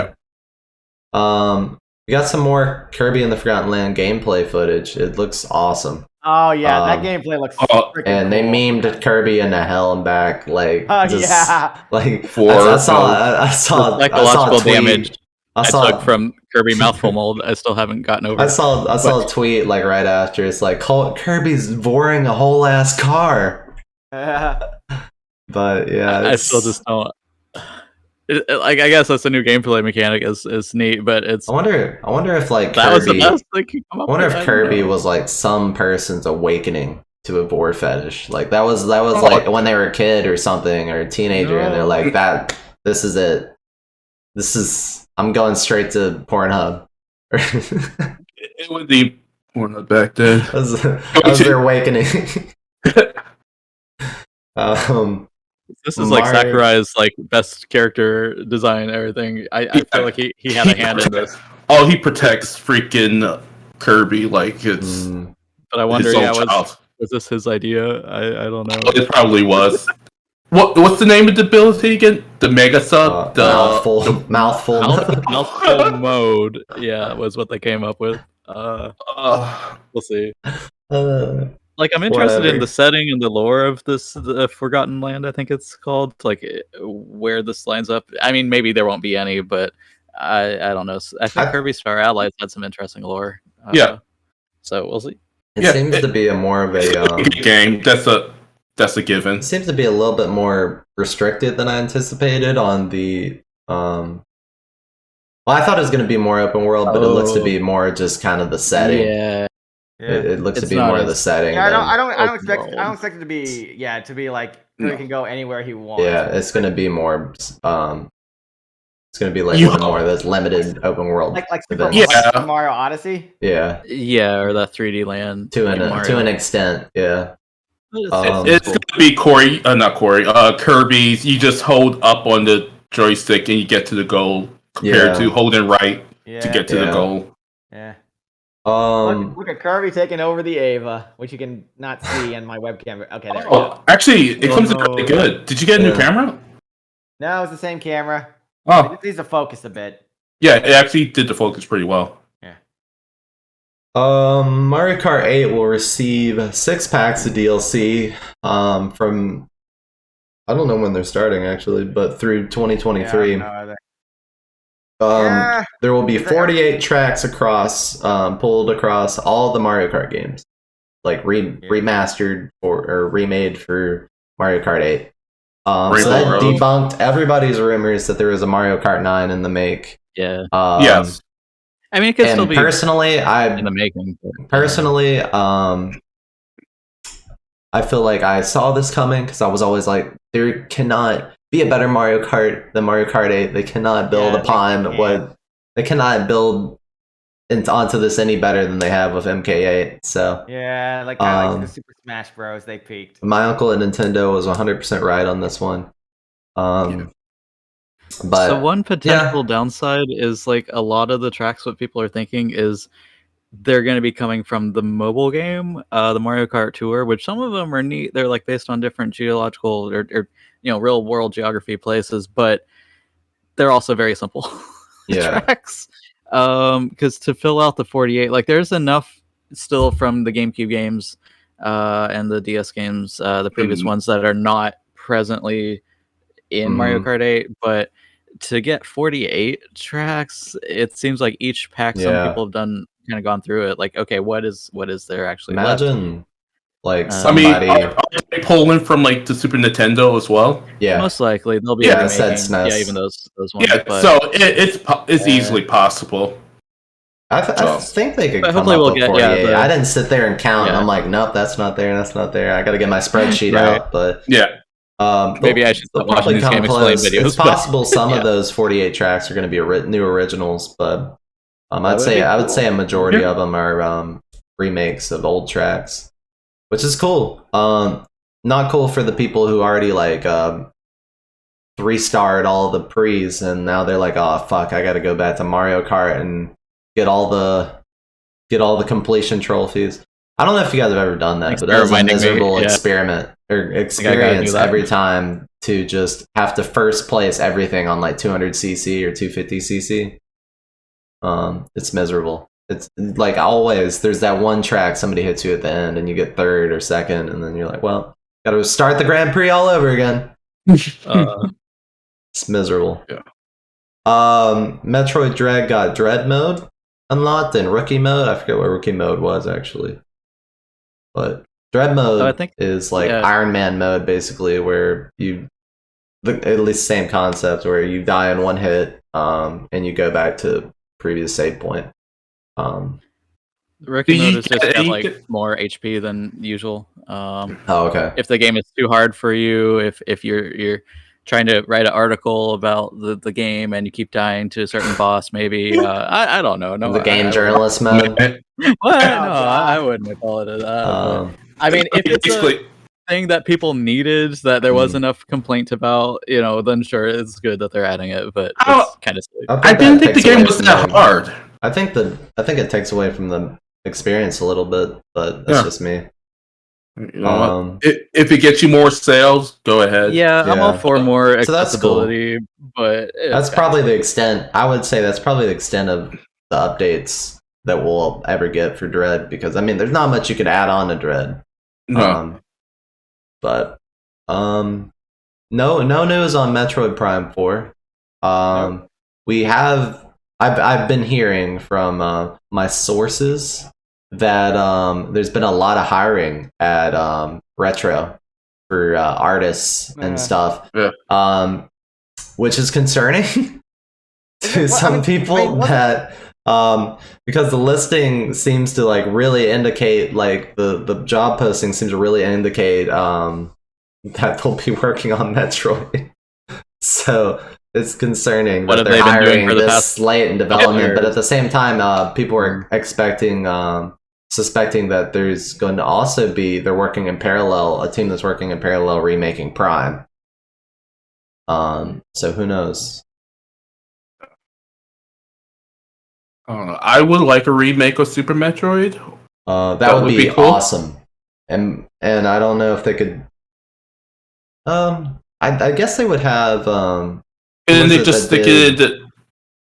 Who was it that did it? Next Level? Oh wait, no. Mercury Stream did Dread. Yeah. I would be fine with them handing that off to Mercury Stream. Yeah, they could just stick it into the engine and. Yeah, they did the Metroid 2 remake. That was pretty. Okay. Metroid 2, and then then the logical progression would be Super Metroid after that. So yeah, if anyone's qualified. Well, not really logical because the chronology is all over the fucking place. But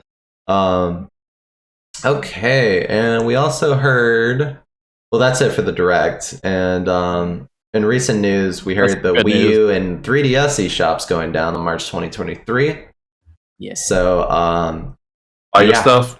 Get ready. Start homebrewing your Wii U's if you haven't already for some reason. No, don't do that. We don't endorse that. That's awful. Yeah, it's terrible. Get your Nintendo games somewhere else. You can't get them from Nintendo. Conjure them out of nothing. I don't know. Yes, exactly. The best explanation I've seen was that like meme of the SpongeBob that's like, well, I want to buy this game, and you guys like money, right? And SpongeBob is Nintendo. And it's like, well, yeah, but we have no plans to make these games available for purchase like anytime. And it's like, yeah, you have this whole eShop, you have all the ROMs, whatever. Just make them. If you want to make money, there's money on the table. You're leaving it on the table. So I get it, and it's almost similar to like the Sony store closing for like the PSP shop. You gotta remember the server that the eShop is on, it's over like 10 plus years. Yeah. So you need somebody to either manage it, figure a way to move it over to new systems, and keep it patched. Yeah. Which it costs more money than it might be worth, because when was the last time you purchased something from the eShop? Before the announcement. Last on 3DS. December, actually. I knew that this was coming. No, I said before the announcement. What do you mean? Last December? Or well, if they announced it and then you purchased it back then. Yeah. What did you purchase though? The SMT games, because I knew the shop was going to go down eventually. Like, and I didn't know the announcement was going to happen. I knew the shop one day it would go down because Nintendo closed the Wii shop. Like, I think I told you that the shop was going down. I don't think so. I had to check game and check. Oh, maybe SMT games as well. Because I'm like, I don't know, but they were on. I saw a tweet that just I saw like a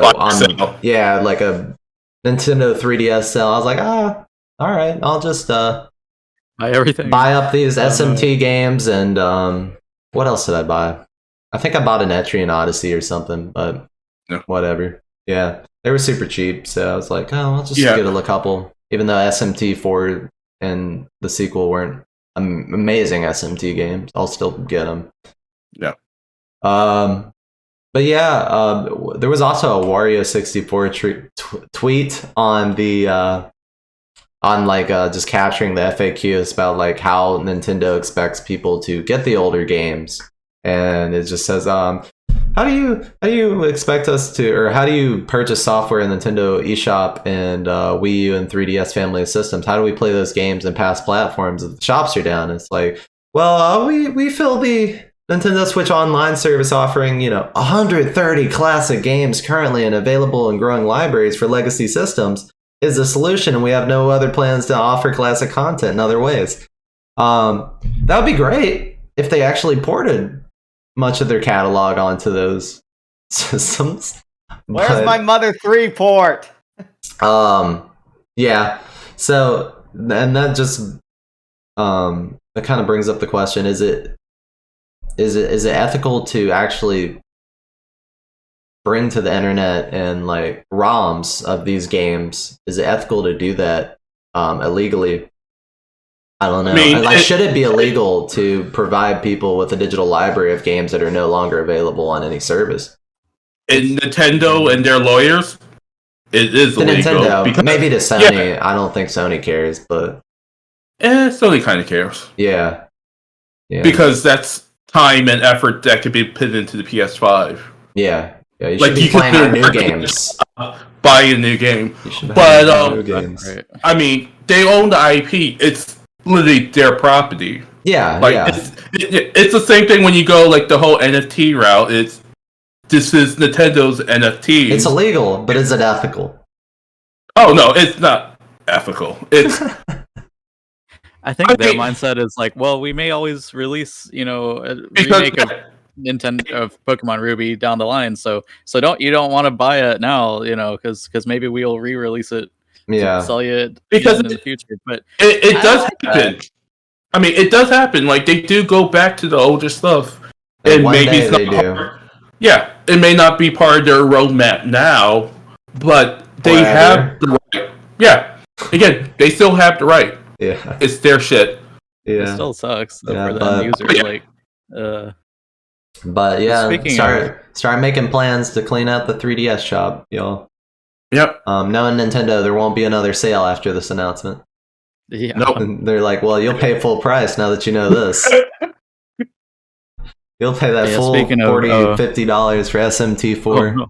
Oh no, they'll raise the price up by 20%. Wherever the inflation rate is now. Atlas is like, sorry guys, just to keep our servers up, you're gonna have to keep paying rent on the 3DS eShop. We gotta bump up the price of SMT $20 a piece. But people will probably still buy it. Yeah, that's the sad part. Speaking of the big thing tied to that, then so Pokemon Bank, the precursor to Pokemon Home, was like the only way to transfer games out of Gen 5 to Gen 6, if I recall correctly. Yeah, it was whether the Game Boy Advance's game started and the remakes. Well, so you could go from Gen 3, so Ruby, Sapphire, Emerald, to Gen 4, the original Diamond and Pearl, with the DS. But to do that specifically, you have to have one of the original DSs, not the DSi or the 3DS that still has the dual card slot. So you put in Emerald in one and then Platinum in the other. Yes. And that is how to get from Gen 3 to Gen 4. From Gen 4 to Gen 5, you just have to have two DSs, and then it's with Poke Transfer little minigame thingy. But that was terrible. Yeah. From 5 to 6, you have to have this Pokemon Bank thing with the servers to do the Poke Transporter. Maybe I should have been studying statistics more and not all this Pokemon knowledge, but it is what it is. So they did announce at least that the Pokemon Bank servers somehow will be going free. It was a paid service, that was the thing. Yeah, I have a lifetime subscription.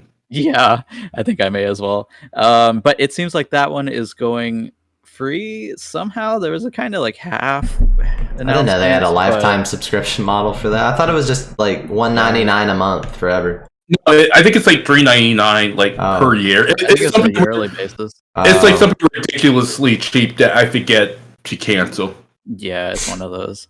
But they seem like they're at least will at least care about the Pokemon, the ones that you have transferred from Diamond and Pearl. So they're at least like there's some background backup for that. But yeah, it's this whole thing.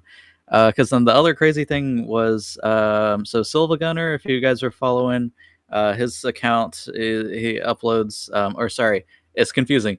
Gilva Sunner was the one that uploads the OSTs of Nintendo video games and stuff people have been using for backgrounds and all kinds of Call of Duty gameplay montage videos. I don't know what you use it for, but Nintendo, they've been attacking his account, they've been striking it for years, but now finally they sent like 1,300 copyright fair use infringement laws, and there's no way that he can come back from that. But it was surprising because it was the day before when they did this. The very next day, they announced, "Oh, here's our Pokemon Diamond and Pearl music library website. That feel free to use any of these in your gameplay or videos or anything." That was like, really, you guys? And you gotta take out the competition. That was pretty sus. And now it's still not Nintendo. They still, I feel like, should have their own YouTube channel with their gameplay or with their game OSTs, or maybe like a Spotify. There's all kinds of other options that they have, and this wasn't done for like any other Pokemon game or any other series. It was like just the Diamond and Pearl remix. Maybe more will come in the future, but I just is messy, and Nintendo lawyers being Nintendo lawyers, so I guess. Blech. Yeah. Nintendo's been shutting a lot of things down these past few months, right? There was also the what was that YouTube series they do? The Nintendo Treehouse people? I forget what it's called. Is it just called Nintendo Treehouse? Well, there was the Kate and Krista. Yeah, but they're always on the Nintendo Treehouse, aren't they? Nintendo Minute. Nintendo Minute, but they also I think are on the Nintendo Treehouses. I think they're on the but Treehouse. And their show got canceled, but they have a different their own new thing. They're doing their own thing now. Oh, okay. But it's not directly related to Nintendo. But yeah, there's been a lot of crazy things. There was a Pokemon first-person shooter game. Now that's not the there is another one that's like official kind of that's not being released by Nintendo. That is Pal World. That one was not canceled, but this other one where this guy made a mod where you can shoot Pokemon with AKGs, that one was taken down. Probably rightfully so, but no. I don't know. The gameplay video watching somebody with a handgun is more realistic, right? Because I mean, imagine Pokemon IRL. It was like gotta shoot right down. around the time of Arceus's release, and they're like, "Oh, we don't want this happening and being in the press. We have our own. Just throw rocks at him. That's acceptable, but not just shoot him in the face." Oh my god! How Pikachu went back. I'm like, this guy took his time for the physics, and also he hated Pikachu that much. Was it at least Fat Pikachu, or was it the skinnier variant? No, it's current version of Pikachu. Oh, damn. Yep. Yeah, that's all I got. But yeah, that's pretty much all the gaming news we had. There's been a lot that happened. Damn. Yeah. So, any events coming up? Yeah, there are. So we have a anime discussion on February 26th, which is, I believe it's already full, right? It's knowing our track record. We'll be watching Horimiya, and discussing that. Won't be watching it there, but we'll be discussing that. We also have Dam on Ice on the 27th, which is an ice skating event, which was we had to postpone the previous one because of the snowstorm. But that is February 27th. We also have the cosplay karaoke night on March 5th, which I believe isn't. I don't know. Is it full? It's full. It's like the first hour. Also want to note for the ice skating event and for the karaoke event that you have to prepay early to stay on the event. You have to make sure to pay Pre-register. You have to make sure to pre-register and pay money to go to these events. Yes. But it's not free. Yes. Nintendo rules, you gotta pay first. Yep. Oh no. But all right. Well, thanks I just everybody. realized I was muted the entire time. Oh. I saw you, but yeah, I didn't hear what you were saying recently. Thought you're just cussing us out in the background. Yeah. Oh no. Well, we can fix that in post. Yeah, we can't. Let's just Add subtitles. I'll adjust an impersonation in post. Yes. To put it succinctly, Corey, you were the last person to register for the karaoke before it got full. Oh, Corey, you should have known then. Jeez. Yeah. Well, I'm selling my spot. If anybody wants it, then let me know on DMs. I have something to do that with. I will only buy your spot if you put it as an NFT. Yeah. Oh my God. Yeah. I'll sell my spot as an NFT. Limited time, of course. Yeah. Of course. Also, still not sure when the Jujutsu Kaisen movie event is. Yeah, It's when gonna be the middle of March. When is it coming to theaters? Yeah, they just announced tickets. Oh, okay. Yeah. The middle of March. Okay. All right. Well, cool. Thanks everybody for joining us for this episode, and we'll see you next time. Hey. Thanks, Bye. everyone. Bye.